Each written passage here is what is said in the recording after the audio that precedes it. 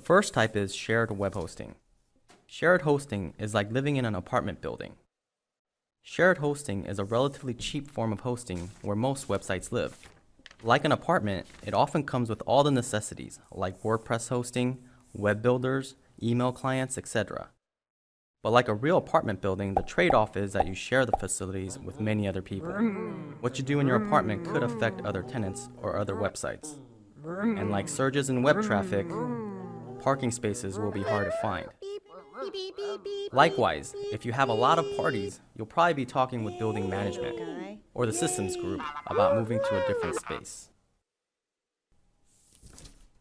The second type of hosting available is virtual private servers. Like a townhome versus an apartment, a VPS is bigger and gives you more control than a shared hosting account.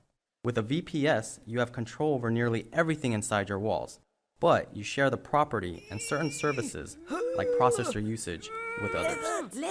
You can now add walls and install whatever furnishings you like. For example, music streaming software for running a radio show, assuming it all fits in your space. So it's much more flexible than shared hosting. The walls are thicker than in an apartment, and there are fewer residents on the property. And throwing a bigger party or having lots of web visitors is easier. The last type of hosting is known as dedicated servers. A dedicated server is like owning your own home. It's basically a box with all the computer bits in a remote rack somewhere. Having a dedicated server is like owning a big house on a hill. The property is completely yours. You can move walls, build a deck or a pool.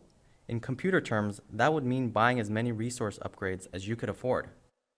You can even hold parties as big as you want, but once again, assuming you have the road and parking to handle it.